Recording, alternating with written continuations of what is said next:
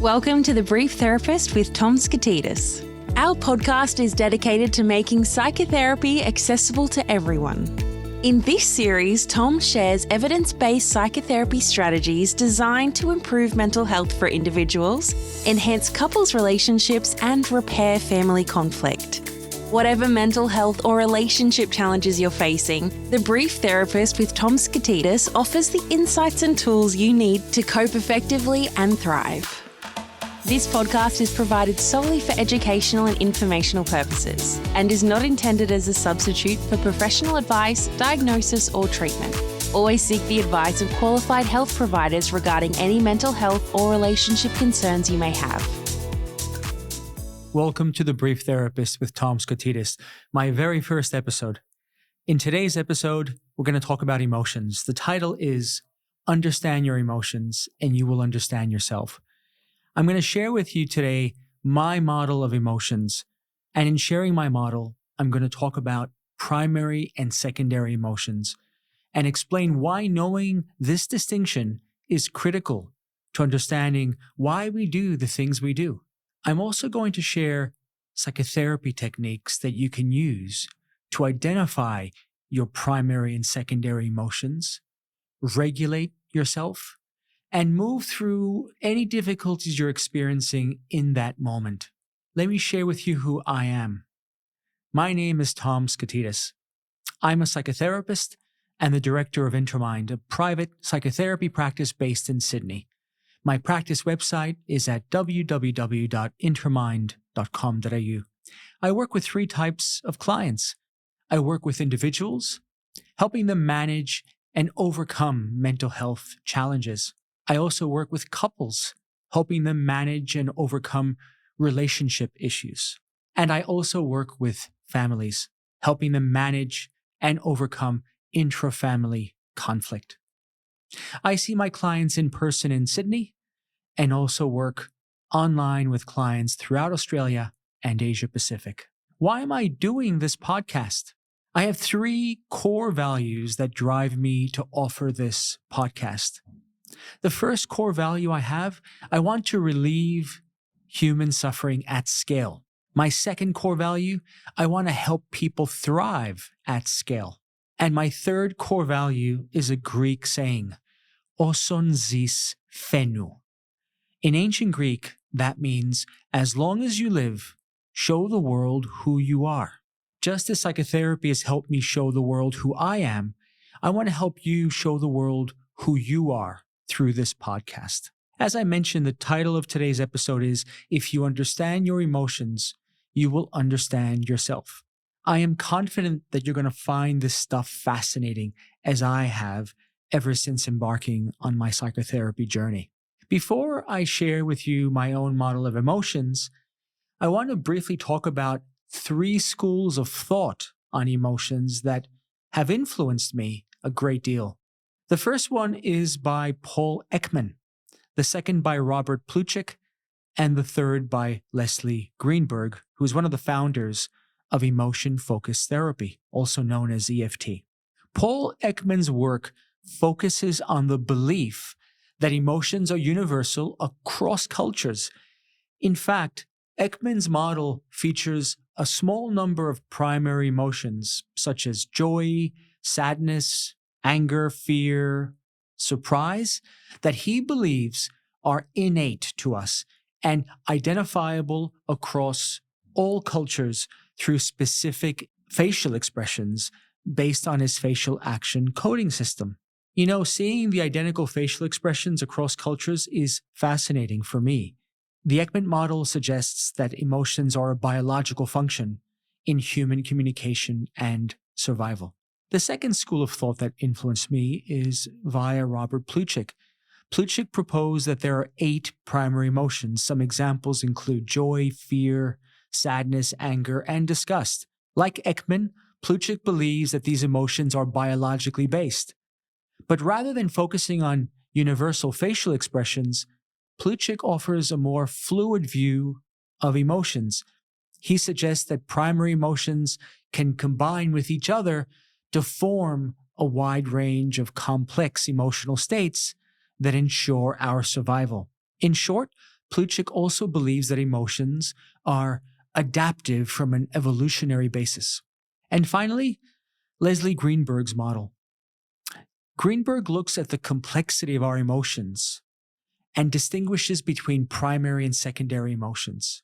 He sees primary emotions as direct initial responses to situations that we're experiencing, whereas secondary emotions for Greenberg arise as reactions to primary emotions and often serve as a defense mechanism. Greenberg's approach tries to create positive emotional change by helping individuals identify and transform maladaptive emotional schemes into more adaptive ones. What I'm going to share with you today represents my own model of emotions. I have integrated key elements from Ekman, Plutchik, and Greenberg, combined that with other researchers, and then integrated that with my own clinical observations that I have obtained over the past 3 years working as a psychotherapist, including with clients at my Intermind practice. So what are emotions? Emotions are sensations and feelings that we experience throughout our bodies that happen in response to internal or external events. Emotions are basically somatic data and signals that help us make meaning of our experience in the present moment. In my experience, emotions represent the most accurate data we have as humans. And in my model, there are 2 types of emotions, primary and secondary. Primary emotions are just like base colors. They are foundational emotions from which all other emotions are born. They are the instinctive signals that always occur first in our bodies. I happen to agree with Ekman and Plutchik that primary emotions are biologically based and serve an evolutionary function. In my model, the 4 primary emotions are fear, sadness, shame, and joy. Now, primary emotions are big states. They're usually uncomfortable and can be painful. Even joy is hard to sit with. In fact, primary emotions can be so uncomfortable that most people find it hard to sit with them and instead will suppress them or throw themselves into activities that help them ignore these emotions. One of the key insights I want to share with you today is this: the most common pathway we take when moving away from primary emotions is toward secondary emotions. Let me discuss secondary emotions now.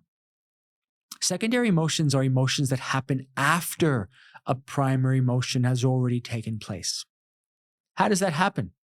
Well, when you have a primary emotion that passes through a cognitive filter, a thought process that you engage in that moment, you give birth to a secondary emotion. In other words, secondary emotions are primary emotions that have been changed by your thought process. Why do we engage in this cognitive filtering? According to my clinical observations and my model of emotions, it comes down to one reason. We are avoiding the primary emotion. The thought process that we engage in, the cognitive filtering, becomes an instrument of avoidance, experiential avoidance. Using this instrument, we can stay away from the primary emotion, regulate ourselves more effectively, maintain our self-concept, and feel as if we have achieved some control over our environment. My view is supported by research by James Gross of Stanford University and Jacek Debiek of Michigan University, who talked about the concept of reappraisal, a cognitive strategy that involves changing how we interpret an experience of ours. Both Gross and Debiek discovered that when we engage in reappraisal early in the emotion generation process, it decreases the emotional impact of our experience. It also decreases our behavioral expression. Let me share with you some examples of secondary emotions according to my model. Contempt. is a secondary emotion. Jealousy, resentment, dislike or hatred, pride, hope, and the most famous secondary emotion of them all, anger. Anger is not a primary emotion, despite what many people might believe. It's a secondary emotion, and it includes annoyance, irritation, and fury. Now, you might be wondering, well, Tom, according to your model, are you telling me that anger never just appears? Are you saying that first I felt a primary emotion, then went through a cognitive filtering process, and then anger formed in me? And my answer is yes, that's what I'm saying. It's the same with contempt, dislike, and all other secondary emotions, at least in my model. Without the primary emotion, there can be no significant secondary emotion. Let's talk about secondary emotions as being adaptive. And they are often. Adaptive means that these secondary emotions can move us toward the best version of ourselves and can work effectively for us, both individually and as a society. Anger can act as an adaptive secondary emotion when it helps us recruit large amounts of courage and energy to establish healthy boundaries, overcome major obstacles, change an oppressive system, and correct historical injustices. Hope is another adaptive secondary emotion. Although it features an avoidant process, we move away from a primary such as sadness, fear, or shame. We think there are positive possibilities in our future. That's hope, and that moves us away from sadness and toward action and joy. The cognitive process with hope is based on conscious learning of these principles during adulthood. Gratitude is another adaptive secondary emotion. Just like hope, it moves us toward joy. The cognitive process with gratitude is usually conscious based on what we've learned as adults, that gratitude is good. Let's discuss maladaptive secondary emotions. Now, unfortunately, secondary emotions are mostly used in maladaptive ways, meaning they move us away from the best version of ourselves. In other words, these emotions do not work effectively for us, either individually or for society as a whole. And when used in a maladaptive way, secondary emotions prevent us from embracing the root cause of our primary experiences. In doing so, they can cause damage to our mental health or to our relationships with others due to their often abrasive or aggressive nature. I'm going to share a few examples of secondary emotions that are maladaptive. Example number 1, anger or fury. Now imagine this. Your best friend has broken a promise that they made to you. They haven't even mentioned that they've broken their promise to you in weeks. You feel a primary emotion, for example, fear or sadness that your friend does not care about you. But rather than express that primary emotion to yourself or to your friend, you avoid it by calling up a belief that promises must always be kept. This belief was installed in you during childhood by your parents or earliest authority figures. What is the avoidant thought? My friend doesn't keep promises. My friend is taking advantage of me. I must punish my friend to avoid feeling this awful, uncomfortable fear or sadness in the future. The belief around broken promises and the avoidant thought converts the primary emotion of fear or sadness into a secondary emotion of anger, which you direct toward your best friend now. You express this anger either by berating them for breaking their promise, this is about externalizing anger, or by avoiding future contact with them, which is an example of internalizing your anger. Second example, contempt. You perceive that one of your colleagues has charmed and networked their way to a big promotion despite having a middle-of-the-road work ethic and light technical skills. You feel a primary emotion, maybe shame, that you do not possess any charm or networking skills, or fear that you're never going to self-actualize the way your colleague did. But rather than express those core emotions to yourself or to your colleague or to the business, you avoid them by calling up a belief that big promotions should always be based on high technical expertise and a hard work ethic. This belief was installed in you by your earliest employers, for example. What's the avoidant thought? My colleague has used inappropriate means to obtain this promotion. I have higher standards than they do. I will demonstrate my higher standards to avoid feeling shame or fear in the future. You see, the belief and the avoidant thought that you have converts the primary emotion into a secondary emotion of contempt, which you now direct toward your colleague. You might express the contempt by being sarcastic toward them or gossiping behind their back, where you externalize your contempt. Or you might avoid your colleague, in which case you internalize the contempt. Third example, dismissal of joy happens so often. Primary emotions are so hard to cope with that people will even jump away from joy. That's hard to believe, isn't it? Why would we jump away from joy? Well, because joy is a primary emotion, so that means it's a big state. When it comes up in our bodies, a lot of us find it hard to sit with joy. Just imagine your own experience. Have you ever received glowing praise from someone you trust or respect? But instead of sitting with joy over the praise, you respond with the dismissal. Oh, thanks, but I don't deserve that credit. I just got lucky. Or it was a team effort. What just happened there? Well, it could mean that you felt joy, but you moved away from the discomfort of this primary emotion by calling up a belief. The belief might have been installed during childhood by your parents, and it might have been something around the sin of being seen as arrogant or the selfishness of claiming credit for one's achievement rather than spreading it around. What's the avoidant thought here? It's rude for me to accept that praise. And what's the secondary emotion? Believe it or not, it usually is resentment toward oneself. Why don't we just stay with primary emotions? Why don't we just sit with them? In my experience, there are 3 key reasons why we choose to avoid primary emotions and move to secondary emotions. The first reason, unconscious process.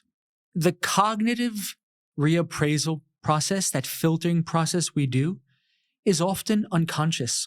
It was almost certainly formed during our early childhood or early adolescence and was influenced by the behaviors of our caregivers and our immediate environment, what we saw, what we lived through. Just imagine this story.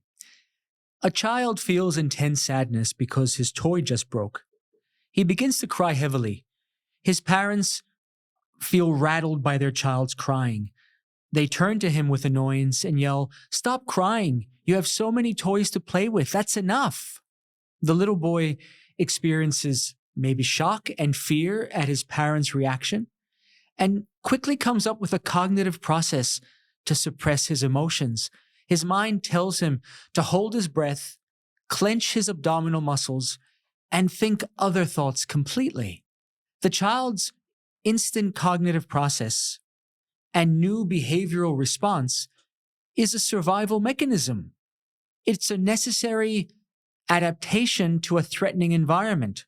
Imagine this happens hundreds of times over the child's life. By the time he's become an adolescent, the boy has developed a habitual response of adapting his behavior in a threatening environment by running a cognitive process and instantly suppressing his needs. This adaptive response has served him so well that it has now become an unconscious behavior as an adult. This example is actually supported by research. For example, Gabriel, who found that repeated actions and experiences reinforce certain neural pathways which solidify our habits. The second reason we choose to move away from primary emotions is lack of skills.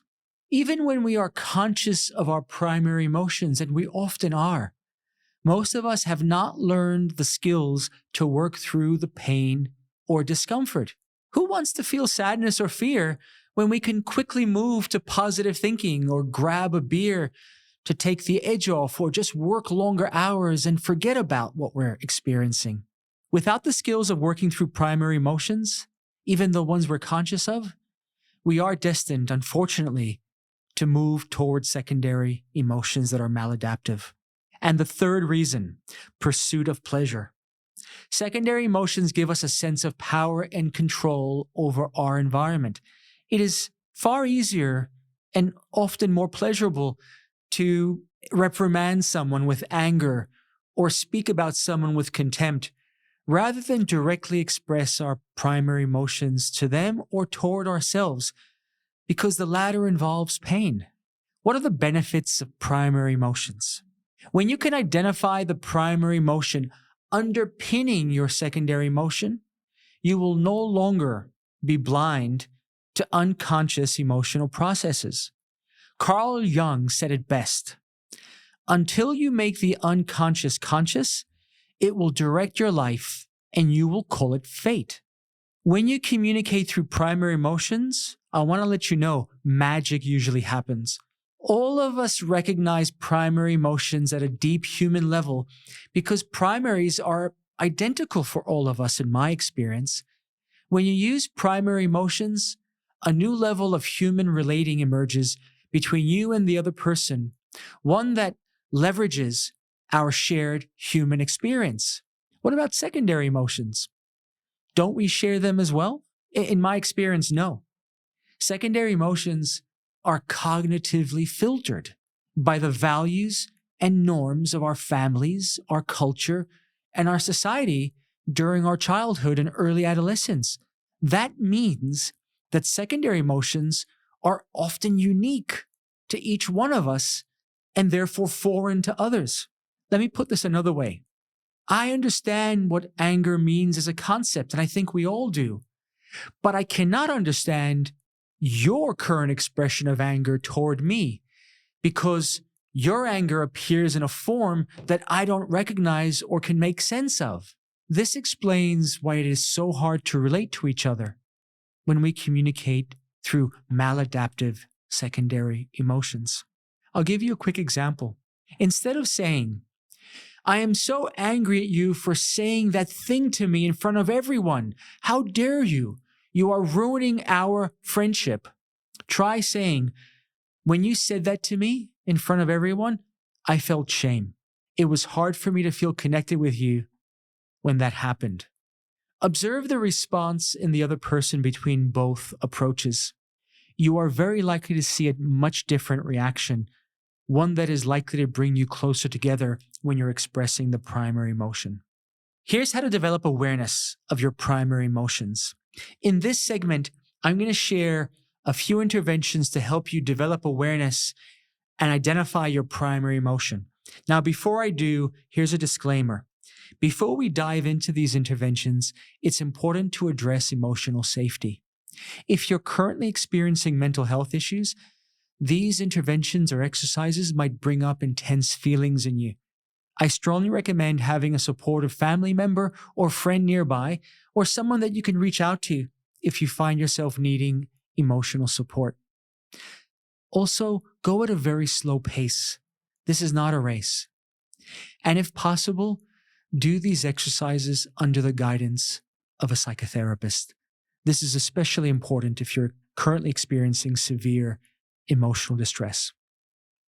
Okay, the next time you feel a secondary emotion like anger, jealousy, contempt, or dislike, stop yourself in your tracks and ask yourself this question out loud so you can hear yourself. What is my primary emotion right now? Then go silent for 15 seconds. Just asking this question out loud will help you interrupt your emotional pattern. And even if you can't figure out what your primary emotion was, this loud question will give you a chance to regulate yourself and prevent yourself from engaging in maladaptive behaviors that push you away from your best self. The second intervention goes deeper than the first intervention. It can help you determine your primary emotion right now. It's a variation of the focusing approach taught by Eugene Gendlin. Focusing is all about developing present moment mindfulness of what is happening in our bodies. First, find a quiet space. Start by sitting down in a position that feels relaxed. You can close your eyes if it helps you focus. Begin by inhaling slowly through your nose, hold for a moment, and then exhale slowly through your mouth. Do this a few times to help your body relax. Then place your hand on your chest and the other hand on your stomach, just like this. This helps you connect with your physical self and brings your attention to your body. The third step in focusing is to do experimental statements. Use experimental statements to determine your primary emotion. Now, you're going to cycle through primary emotions until you locate the right one in your body. You can start by saying, as you have your hand on your chest and stomach, I'm feeling shame. Go silent and pay attention to any sensations in your body. Does that statement feel right? If it feels right, then you have identified your primary emotion. If it doesn't quite feel right, then say, I'm not feeling shame. And then run a new experimental statement, this time using another primary emotion. When you identify the right primary emotion in your body, sit with it for 15 seconds. Then tune into it, see what it's trying to tell you. If the emotion does not say anything, then repeat the experimental statement once more. I'm feeling shame. You verify that it is true, and then listen again to see what the emotion tells you is its purpose for being here with you. Usually you can hear it, even whispers of it. But don't worry if you get no response. You might be dealing with years of ignoring or suppressing your primary emotions, so take your time with this process. And finally, reflect. After you have completed this exercise, any discoveries you've made, take a moment to think about your experience and then apply it in your life. The third intervention is to help you determine your primary emotion during a past incident. It is called chain analysis or interpersonal incident analysis. Now, chain analysis, the word, comes from the psychotherapy model of dialectical behavior therapy, also known as DBT, while the phrase interpersonal incident analysis comes from the psychotherapy model of interpersonal psychotherapy, also known as IPT. Both DBT and IPT are two of the world's most evidence-based therapy models. Firstly, I want you to recall a recent incident that was painful for you. For example, a conflict you had with your partner. Then I want you to treat the incident as if it were a movie and break it down frame by frame. Specifically, I want you to answer these questions out loud, frame by frame. First, how were you feeling throughout the day, both physically and emotionally, prior to the conflict taking place? Second, what was happening for you right before the conflict began? Third, what was the first trigger you remember that set you off? And fourth, what was the primary emotion that you felt right when the trigger went off? If you can identify the primary emotion right away, that's great. But if you can't, that's okay. Use experimental statements to determine your primary emotion in that movie frame. You can start by saying, in that frame, I felt shame. Pay attention to any sensations in your body. Does that statement feel right? If yes, then you've identified your primary emotion in that moment. If not, then move to the next primary emotion. What did you feel after experiencing the primary emotion in that movie frame? This is where the secondary emotion might appear. What behavior did you engage in after experiencing that secondary emotion? What would you have done differently in that moment if you had the knowledge you have right now? This approach enables you to develop awareness of your process, how you move from emotions to behaviors, and then you can begin to re-script how you show up as the best version of yourself in that incident. So to conclude, what are the next steps? It's important to acknowledge that emotions are multidimensional in real life. Please note that my model simplifies the complex nature of human emotions. But at the same time, my model can serve as a solid starting point for understanding your emotional and behavioral process. Developing the skill to identify and express primary emotions is challenging, but very rewarding. For my clients and myself, it has been transformative.